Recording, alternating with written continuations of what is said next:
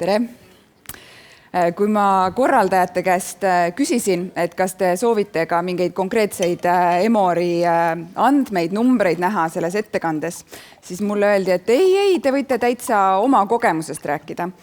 Siis ma alguses ausalt öeldes ehmatasin päris ära, et mind kutsutakse alkoholikonverentsile enda kogemusest rääkima ja seda filmitakse.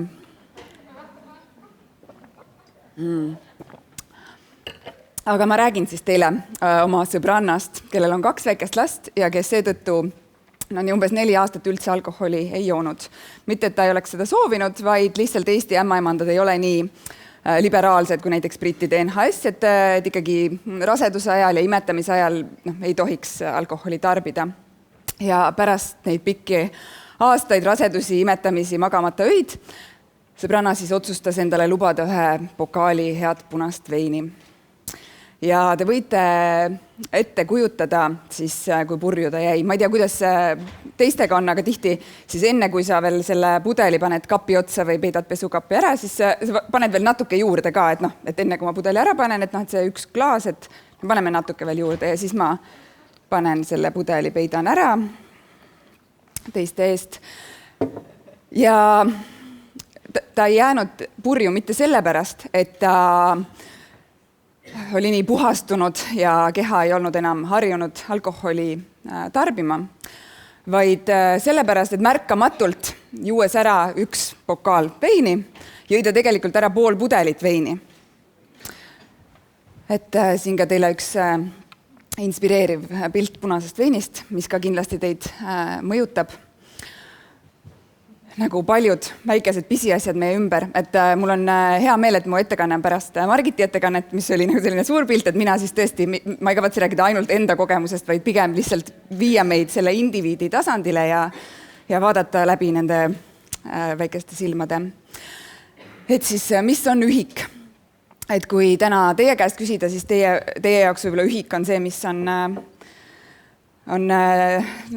Tervise Arengu Instituudi ja erinevate institutsioonide poolt defineeritud alkoholiühik, aga tavapäraselt, kui me mõtleme, kuidas paljud meie otsused ja hinnangud on automaatsed, siis ka söömisel ja joomisel meie jaoks see ühik on portsjoni suurus. Ma joon ära 1 klaasi veini, 1 purgi õlut, 1 suure hamburgeri, mis on 3 korda suurem kui see, mis oli 50-ndatel. Et see ühik lihtsalt on üks tore mõtteühik, selline automaatne reegel. Ma praegu näen, et see 15 minutit ei pandud käima, nii et võib-olla ma jäängi siia rääkima, ma ütlen kellelegi, kes vajutaks nuppu. Et siis tahtsin tuua siia veel näite, et mitte, see on ütleme selline tavaline klaas, et enamikel meist ju on kas suure allaindluse või selle päikesemängu kleepsudega 1 Iitala klaasid koju ostetud, et on ju veel suuremaid ilusaid pokaale olemas, aga Cambridge'i ülikooli teadlased arvutasid välja erinevate muuseumi eksponaatide ja tänapäeva siis kaubamajas müüdava kauba najal, et veinipokaal on 300 aastaga 7 korda suuremaks läinud.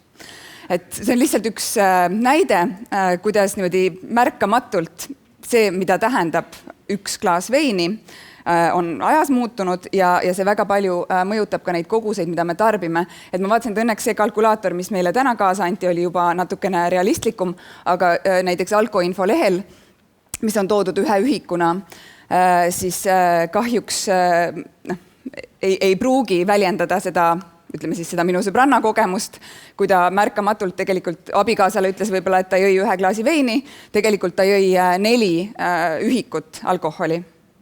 Et see on, et mis see ühik on, et see on selle, et teie ühik ja tavainimese ühik on erinevad. Ja kui nüüd sellele ühikule ja automaatsele arvutuskäigule veel juurde lisada meile nii loomuomane optimism tuleviku suhtes, siis läheb see pilt nagu veelgi hullemaks. Et ma just hiljuti alustasin siis oma doktorantuuri teekonda ja keskendun eelkõige siis just nimelt tulevikku suunatud valikutele, otsustele, sest mitte ainult alkoholi puhul, vaid paljudes näiteks siin pensionisamba küsimustes on see valik tänase kohese mõnu vahel tänase kohese mõnu ja tuleviku sellise ebamäärase kasu vahel, see valik on väga keeruline. Me ei ole arenenud selleks, et nii keerukaid ülesandeid lahendada. Ja alkoholi kontekstis tegelikult see optimism homse suhtes ongi sõna otseses mõttes homse suhtes, et mitte ainult see, et kas minu tervis saab kahjustatud võib-olla 20 aasta pärast, vaid see, et homme küll ma jõuan homme ka trenni minna, küll ma jõuan homme oma tööasjad ära teha, kui ma selle ühe pokaali veini joon. Et see optimism, jah, nii metafoorina tuleb homse suhtes kui ka reaalselt homse päeva suhtes tuleb mängu. Ja optimismi väljendab ka see, et meil alati tundub, et teised joovad rohkem kui me ise. Et enne ka Konjunktuuri Instituudi andmetest tuli see välja ja siin on veel üks lõbus katse Taani tudengite peal, et see, et mitu ühikut mina nädalas joon ja kui palju ühikuid teised inimesed ära joovad, on väga erinev. Ja jällegi, see on lihtsalt nii loomulik, et me arvame, et me oleme paremad autojuhid kui teised, meie huumorimeel on natuke parem kui teistel ja kõik muu ja kindlasti me ei joo nii palju kui teised, mis omakorda siis ju taas toodab seda, et kui teised joovad rohkem, siis ma võingi ju täna ka veel natuke rohkem juua ja see muster nii läheb. Ja sotsiaalsed normid, sotsiaalne tõendus loomulikult on alkoholi puhul väga oluline, sellest on ka olnud juttu. Ma niimoodi ehitan silla nende eelmiste ja siis nüüd järgneva meediabloki vahel, et kui me nüüd vaatame seda pealkirja, alkoholiturism on täies hoos. Iga 4. eestimaalane käib Lätis alkoholi ostmas. Et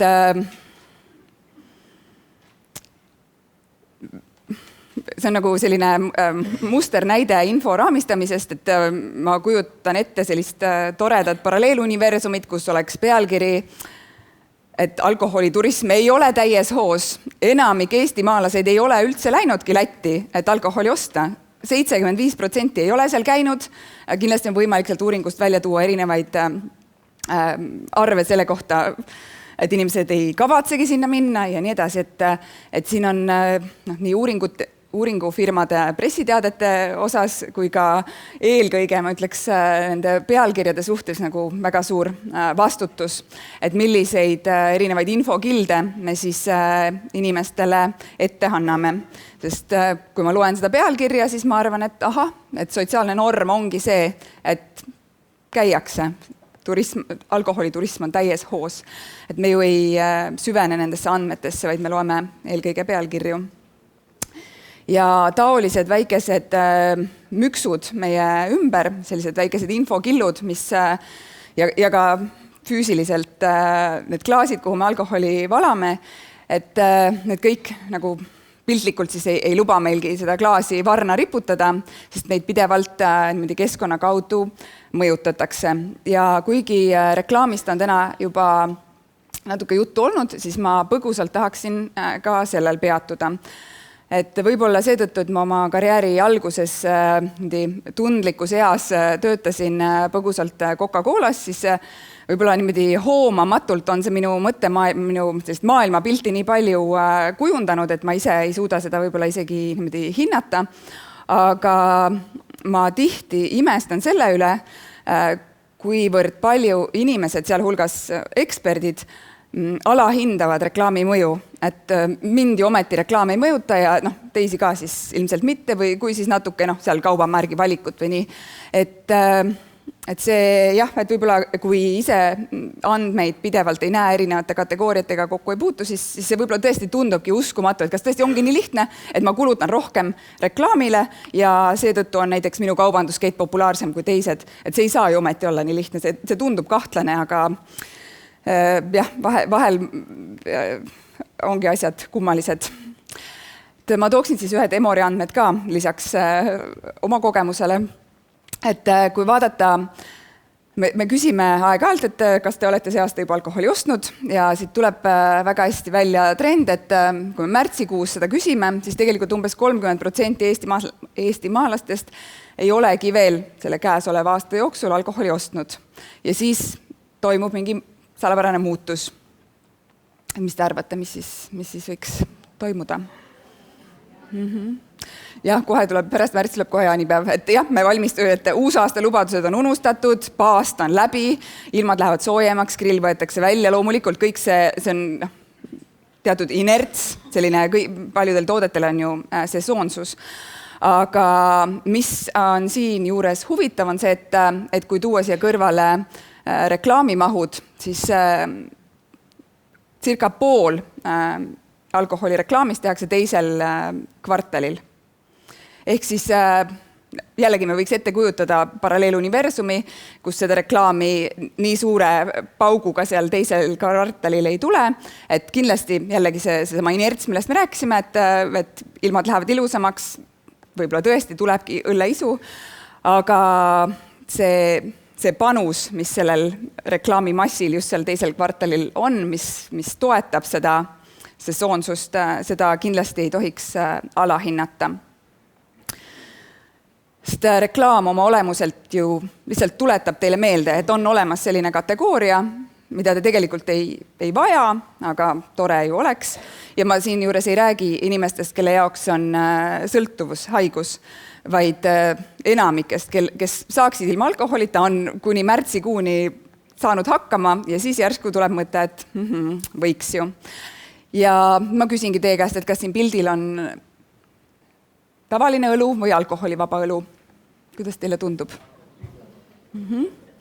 Hästi raske on hinnata, jah. Et ma räägin veel siis ühe täitsa isikliku loo, et sõitsin mööda Pirita teed suve alguses kodu poole päiksepaistelise ilmaga ja siis nägin suurt õlleklaasiga reklaami ja ma ei joo õlut ja ausalt, ma näen, et seda filmitakse, aga mul tuli veiniisu, sest see lihtsalt, see assotsiatsioon, eks ole, et päike paistab, klaas ja siis ma sõitsin lähemale, nägin, see on alkoholivaba õlu.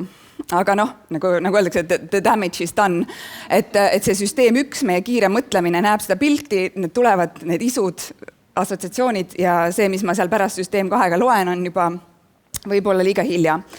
Et reklaam oma olemuselt ongi ju selline assotsiatsioonide kunst, et mida siis tähendab see klaas, kas see tähendab lõõgastust, see tähendab seltskonda, võib-olla just nimelt üksildust, murede unustamist või millegi meenutamist. Ja hästi huvitav, et hommikul oli juttu sellest, et võib-olla soorollid on kuidagi nagu, et kuidas need on mõjutanud ja ma ei hakka sellesse nagu väga laskuma, aga reklaam kindlasti väga kultiveerib seda, et mis siis on mehelikkus, mis siis on naiselikkus ja nii edasi.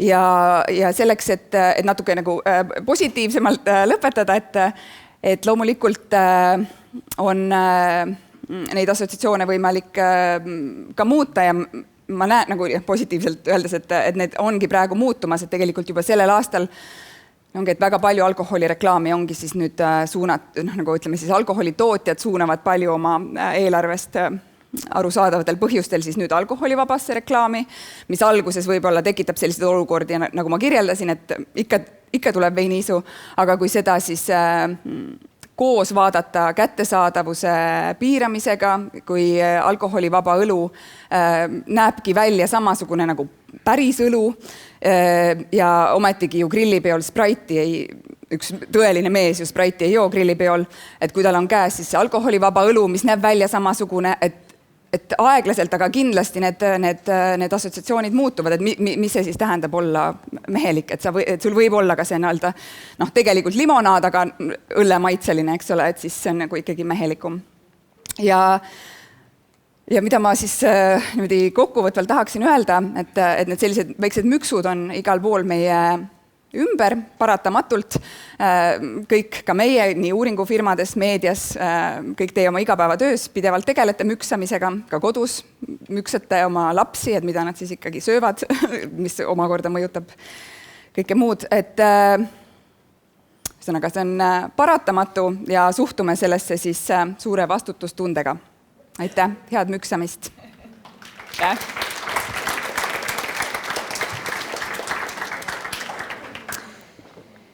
Kas tekkis küsimusi kellelgi? Kas tekkis isu? Jah, see vist tekkis nagunii, aga kas tekkis ka küsimusi kellelgi? Heidile, müksamise teemadel. ma nüüd naudin oma Naudi oma klaasi. See vesi tundub palju parem sellest klaasist, ma soovitan. See ka aitab endal võib-olla mingitest assotsiatsioonidest ja mustritest välja tulla. Tuled pärast tööpäeva, võtad klaasi vett ja naudid seda, nii pidulik. Väga mõnus. On kellelgi küsimusi? Vaatan igaks üks ringi. Aga okei, ma küsin ise siis, et kui ma nüüd tahaksin hakata müksama kedagi, näiteks oma lapsi või väikseid õdesid vendi, et nad sööksid rohkem brokolit ja vähem kummikomme, et mis siis sellised nagu head nipid on, et kuidas see müksamine nagu käib või kuidas, mis see psühholoogia seal taga on, kuidas ma peaks lähenema sellele? Ja, no seal on hästi palju erinevaid printsiipe, mida saab arvesse võtta, et mida rohkem sa inimese käitumise kohta tead, seda parem on sul siis neid erinevaid nippe välja mõelda, et üks väga soovitus on, et sa ise võiksid seda brokolit siis süüa nende ees ja tõesti ilmselgelt siis seda nautida. Üks väga ilmselge variant on ka see, et sa paned need kummikommid eemale, sest selline väljapaistvus, silmapaistvus on et sul tekibki selle isu. Ja siis enda poolt siis eeskuju näitamine, kui nad arvestavad sind kui autoriteeti või sa meeldid neile ja nad tahavad olla sinu moodi, et siis veel selles mõttes sa saad raamistada selle brokoli millegiks, mis ei ole, ütleme siis selline kohustus, vaid see on midagi rõõmsat, võib-olla sa lõikad kõrvad sellest välja ja siis võib-olla kui sa selle püreestad ära ja paned kuidagi mingi teise asja sisse ja näitad, kui kihvt roheline koll see on ja siis Halloweeni ajal sööd mingit rohelist brokolikolli ja ei ütle, et see on brokoli. Neid variante on väga palju, et tuleb võtta klaas kätte ja siis hakata mõtlema. Disainida sinna keskkonna.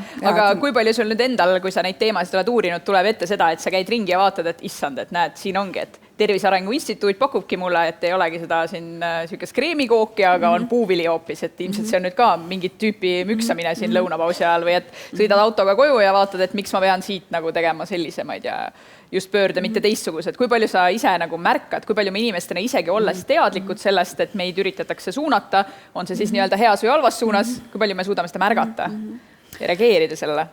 Ja ma arvan, ma kindlasti keskmisest rohkem märkan neid, et võib-olla isegi liiga palju, aga sellest hoolimata, isegi kui ma olen seda püüdnud võimalikult süvitsi õppida ja on erinevad kraadid sellel teemal, siis ikkagi mind ikkagi mõjutatakse sama palju ja tegelikult mina võtsin kooki, mitte seda puuvilja, sest see oli, nad olid kõrvuti, nad olid võrdselt, et võib-olla kui mul oleks olnud keerulisem seda kooki võtta, aga see oli nii tore, et see kook oli nii väike, see tükk, portsu suurus ja ma võtsin 2 tükki ja mul oli juba piinlik, et ma võtsin 2 tükki koogi, äkki ma võtsin kellegi 2 ühikut, just, et äkki ma võtsin kellegi teise koogi ära, nii et kui oleks võinud olla suur, nagu tavapärane kook, oleks olnud vähemalt 3-4 seda suurust, nii et see oli väga hea müksamine. Ja siin sul tuli see teadmine abiks, et tegelikult sa teadsid, et see võib-olla, et sa võid 4 tükki võtta, see on 1 kook ja see on 1 ühik mingis mõttes. Aga ikkagi mul oli natuke piinlik, et ma võtsin 2. Okei. No tore, ei ole kellelgi rohkem midagi, siis suur aitäh sulle, teeme ühe aplausi veel Heidile, väga värske vaade.